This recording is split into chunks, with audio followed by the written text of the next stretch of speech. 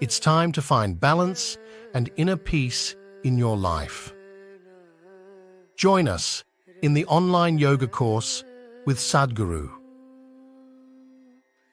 Sign up to experience the transformative benefits of yoga. The link is in the description.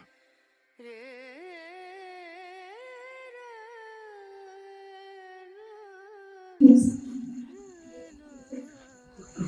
Is it okay to chant mantras without knowing the meaning? Mantras have no meaning.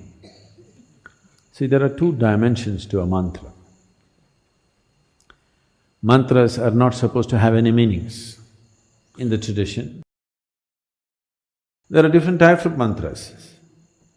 Unfortunately, the mantras which are normally known, they have given them meanings so that people can involve. Because there are lots of idiotic people who cannot involve with anything that's meaningless.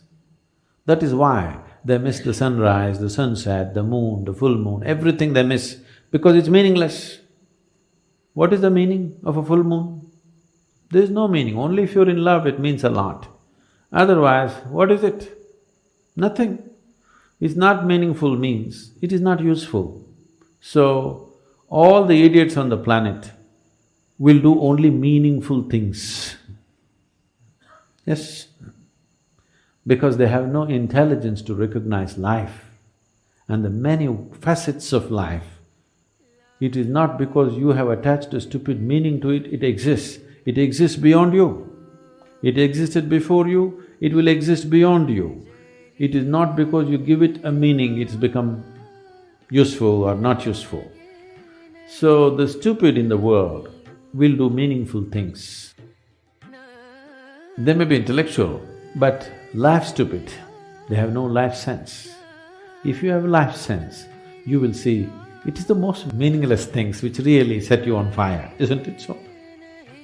No? So they created two kinds of mantras. One larger set of mantras which have no meaning, just pure sound. You will see this in our music also. The Yaksha program happened just now and many of our people who were looking for meanings were thoroughly bored because they're doing alap for 40 minutes,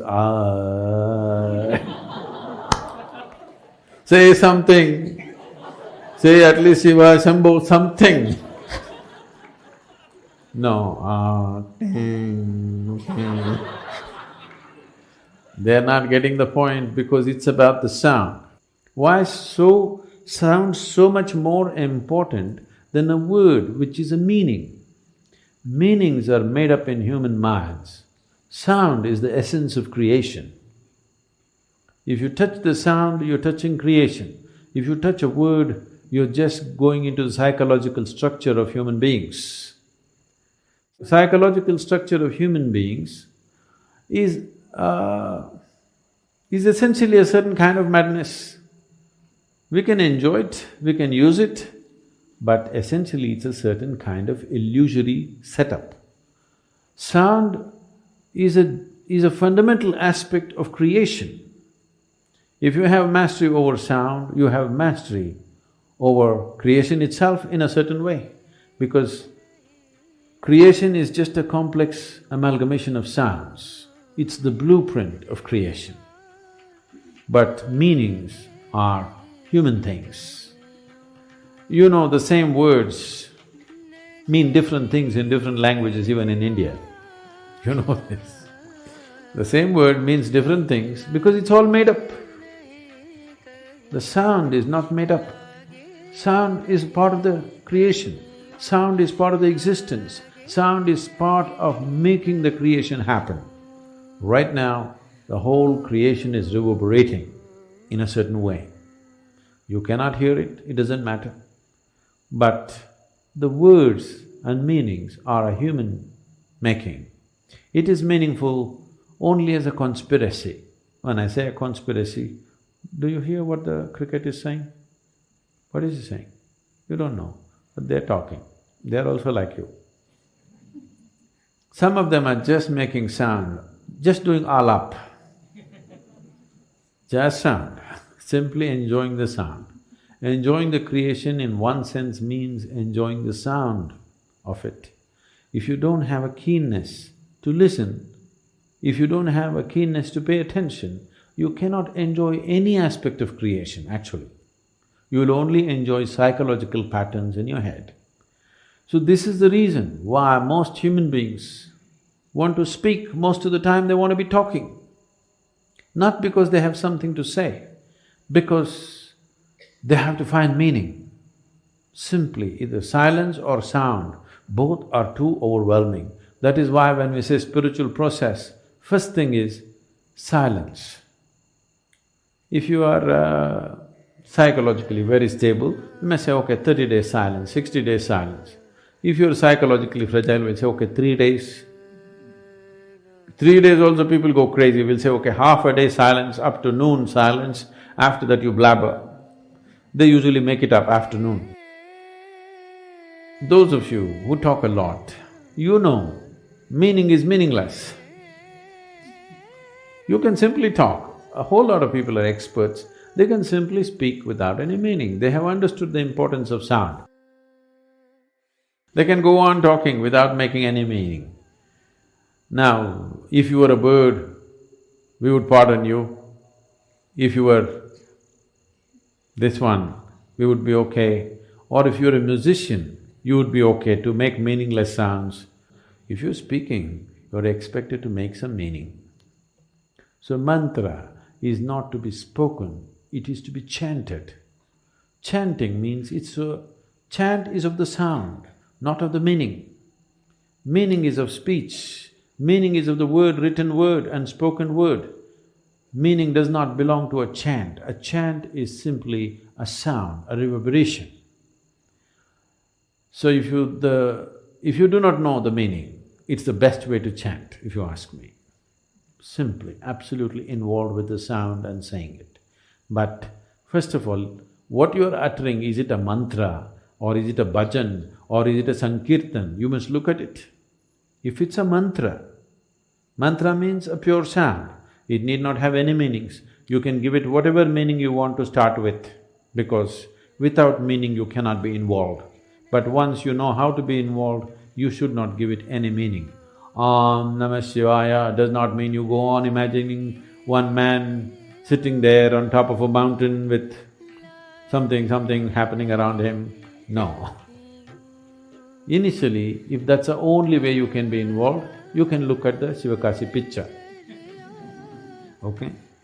Once you know how to be involved with the sound, you get rid of the man. He's not needed, he's a disturbance. I'm telling people in Sanyama, they're chanting. Their question is, if Shiva comes, I'm falling so many times, if he comes, just ignore him. Because that's not the thing about mantra. The mantra is that you involve yourself in the sound, because you yourself, your physical thing is a certain pattern of sound. Right now you're trying to make yourself into a different pattern of sound, so that this sound becomes an access point to the larger sound which you call as the cosmos. A larger arrangement of sounds is cosmic in nature. Now, you use a certain key sounds in a particular arrangement, you know. In the safes, the locks are called a combination lock. So you have to just get it right for it to open. So mantra is a combination. You get the right combination right, it will open up a doorway into creation. It is not the meaning. Whatever meaning you give it, however high or low you think the meaning is a made-up thing. It's a psychological process. It has no existential meaning. No word has any existential meaning. Right now, whatever English words we're uttering doesn't mean anything to the trees. But if you can… actually these experiments have been done.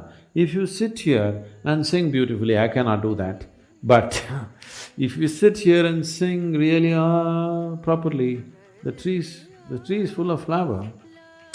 It could be because of yaksha. Okay, the rains have aided it, but do not discount the power of the sound. Do not discount the power of the sound, it has influence on everything. Or if you chant a mantra, the tree may respond to it. If you sing music, it may respond to it. If you just generate a thought, it may respond to it. But if you speak, it will not respond. This is true with the tree, this is true with the divine.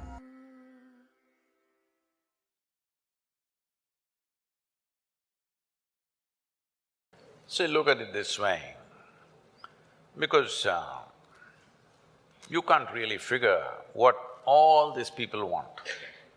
Look at yourself. Right now you're thinking you want to become an engineer. Let's say right now I make you an engineer, this moment. Then you're thinking you need a job, I got your job. Then you're thinking you need a promotion, I got you. Then you think you need an award, I got you. Then you think you need wealth, I got you right now. Everything that you can dream of, I got you right now. What do you want now?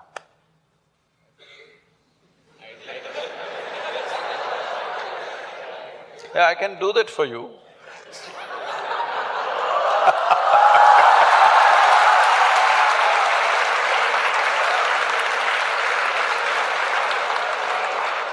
Let's say I want a job. Huh? I'm striving for a job right now. Yes. Now, we are looking at the end game, right? You got everything you wanted right now. Things that you can imagine, things that you cannot imagine right now, everything you got right now. What do you want right now? I wouldn't know what to do. Just look at it, huh?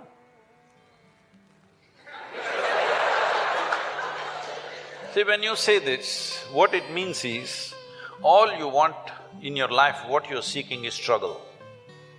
To get a job, it must take 3 years, then you will feel, wow, I got a job. Look at all the people who have good jobs, look at them walking on the street. Are they going blissfully, dripping ecstasy? Hello? Miserable guys, they're getting blood pressure, going to work. They're getting all kinds of ailments, they're freaking out. Yes? So what do you want? Is there a girl here?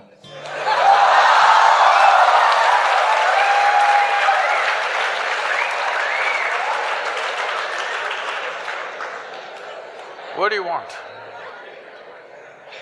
I don't know anymore. That's good. I do not know, I like that. Because actually you do not know. Everybody keeps fooling themselves at every step in their life, thinking, what I want is, I want to become an engineer, I want to become an engineer. It'll keep you busy for 5-7 years. Then I want job, it keeps you busy for another 1 or 2 years. Then I want this kind of job, that keeps you busy for another 8-10 years. I want that much money, that much wealth, that keeps you busy for another 25 years. I want this kind of girl, that kind of boy, that keeps you busy for a few years. Then children will come, I want my child to become this. Well, we are preparing for your funeral.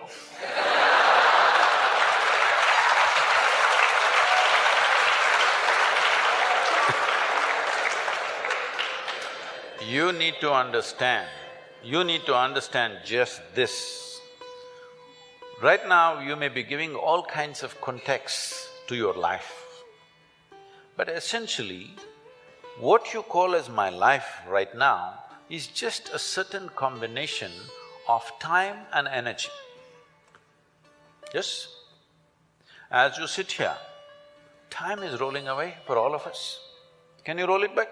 You're an engineer. Can you roll it back? Yesterday was not fruitful, so I'll roll it back. Can you? It's rolling away for all of us. As we sit here, what is ticking away here is not the clock. What is ticking away is our life, isn't it? Since we came and sat here, you're half an hour closer to your grave. It doesn't matter how young you are getting there, isn't it? Yes or no? So it's a certain amount of time. And that time, nobody can manage because it rolls at the same pace for everybody. You do something, you don't do anything, you sleep, you're awake. You're happy, you're unhappy, do whatever the hell you want, it just keeps rolling mercilessly, isn't it? So there is energy that you call as life. This, you can pitch it at different levels. If you're like this, I'm talking about the classroom expression, you know.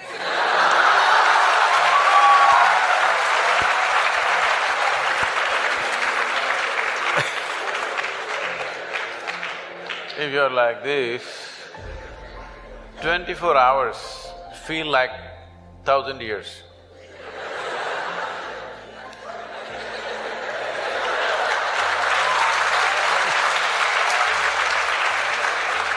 But have you seen on a certain day you're very happy, 24 hours, poof, went off like a moment?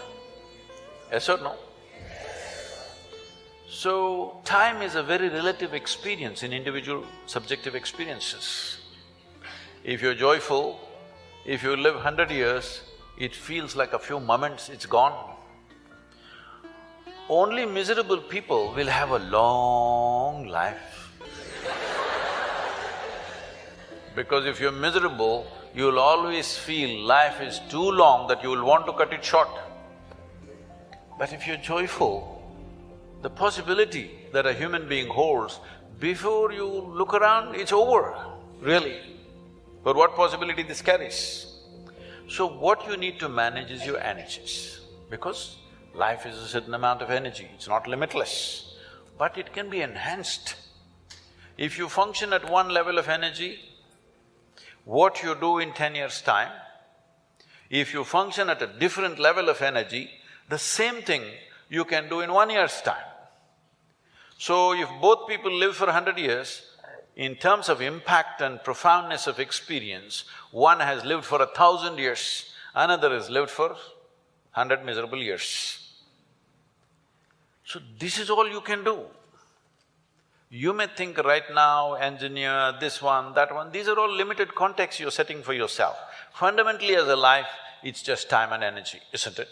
The question is what you make out of it. Do you want to make something out of it? There's no compulsion you have to make something out of it. When I say making something out of it is not a social phenomena I'm talking. What should you become in the society? That's not what I'm talking.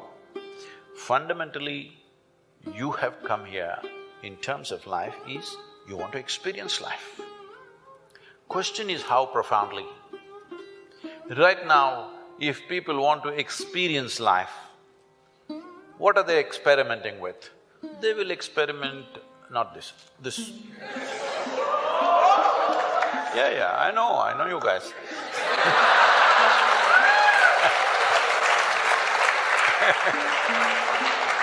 Or they'll experiment this, or they'll experiment something else.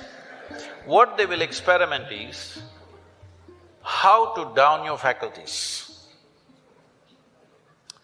You know, United States has made marijuana legal in a few states. So when I went to a few colleges or universities, they're asking me, Sadhguru, why don't you pitch? Someone like you must legalize marijuana for us. I said, no problem, we'll make marijuana legal, cocaine legal, meth legal. What's the problem? No problem. Only thing is, why is it that you want it to be legal? So that you can smoke up and come to the college, right? It's fine. But let's say you want to fly a small airplane, the pilot comes smoked up. You want to fly with him?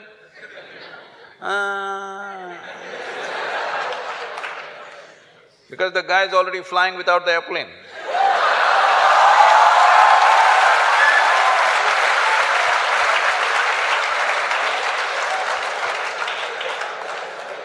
Okay, you're not getting the point. You need a major surgery and the surgeon comes smoked up. You want the surgery? Oh no. Then you clearly understand this lowers your faculties. I want all of you to look at this. Do you believe you can enhance life by lowering your faculties? Hello? If you want to enhance this life, you must super enhance your faculties. That's the only and only way you can enhance this life. You cannot lower your faculties and think your life is getting enhanced. What kind of stupidity is that? Simply because it makes you a little like this. I can make you feel like this all the time. How's that? No substance, I'm always like this only. Look at my eyes, I'm stoned. Yeah. Never touch a substance but fully stoned all the time. Because I want you to understand this, the greatest chemical factory on the planet is here.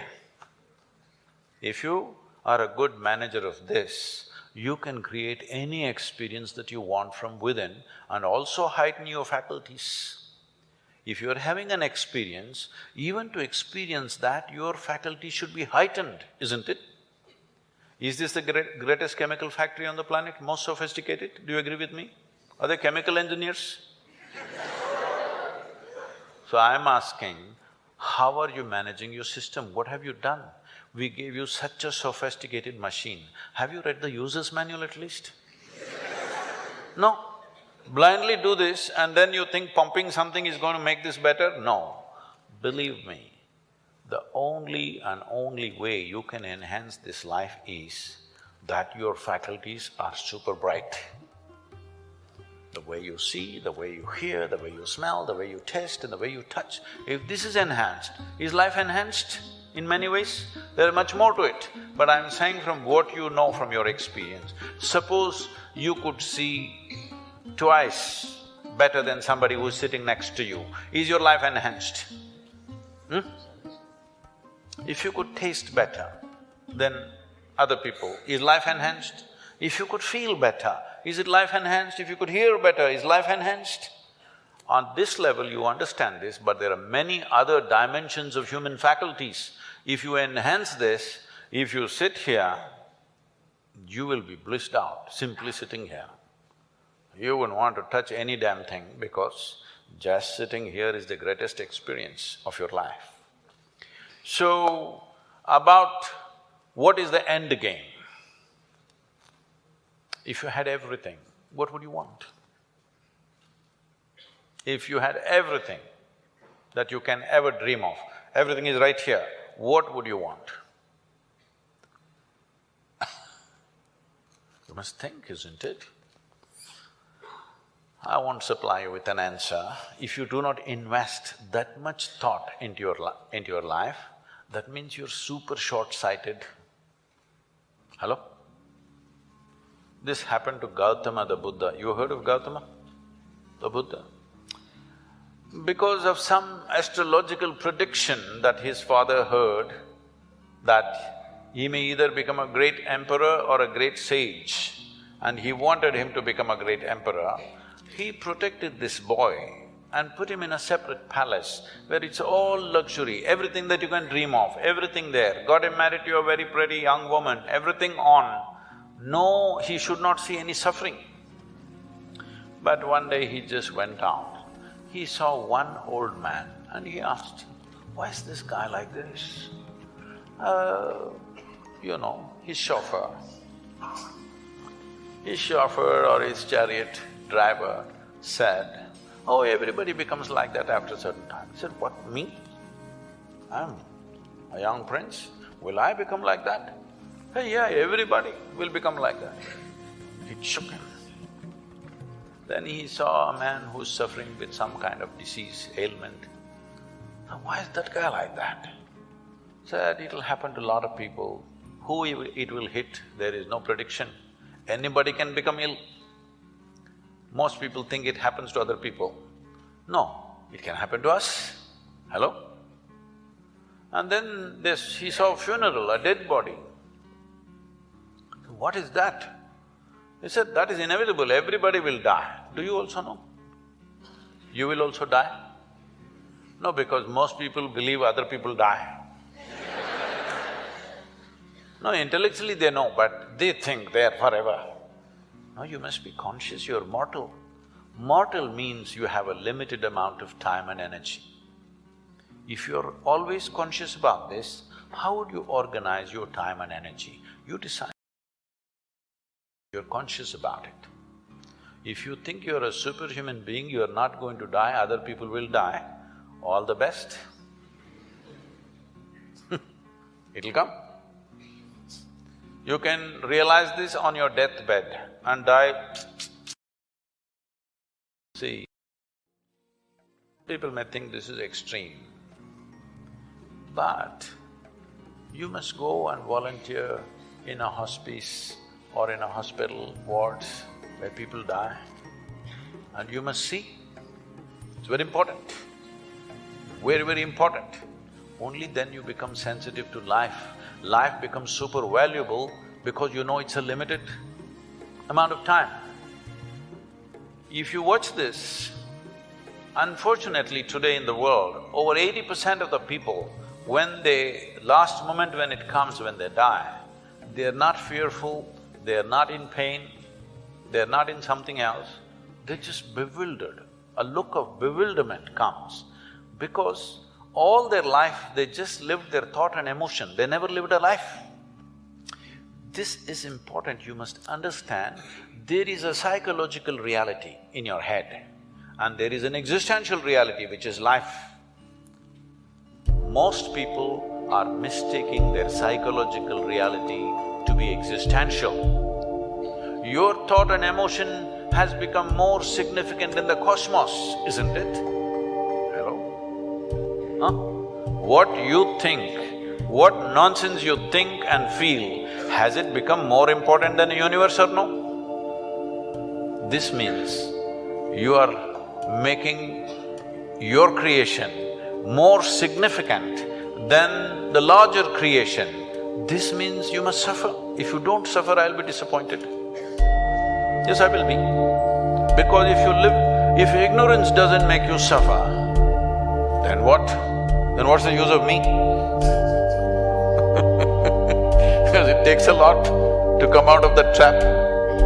What is the use of somebody striving to come out of the trap of ignorance? When people can live wonderfully in their ignorance, what is the point? What is the use of knowledge? What is the use of knowing? What is the use of enlightenment? What is the use of realization if people can live absolutely blissfully in their ignorance? What is the point? When you're ignorant, you must suffer. And I want you to know, the greatest evil right now on the planet is not evil, it's ignorance.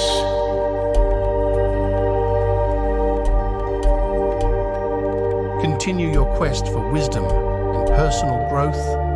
Explore more videos on our channel and share your journey with us.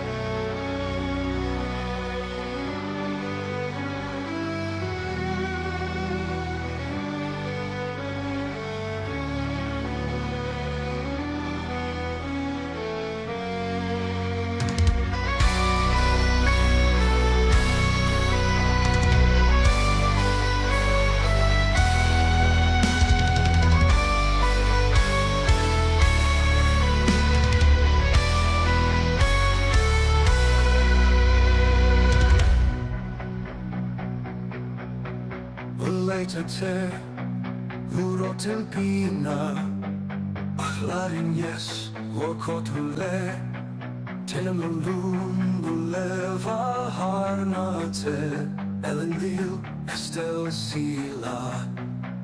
Across the waste of burning plains, Fing off the road with wrath untamed. His steed like thunder through the dust, a sacrifice that fate proclaimed. His eyes aflame with a light so wild, like fire in the valor's breath. Through Angband's gates he stormed along to meet his fate in glory's death. The sons of Fëanor, driven lost and in the Noldor's grim defeat. With shattered hope and fury's call, he charged along to Morgoth's feet.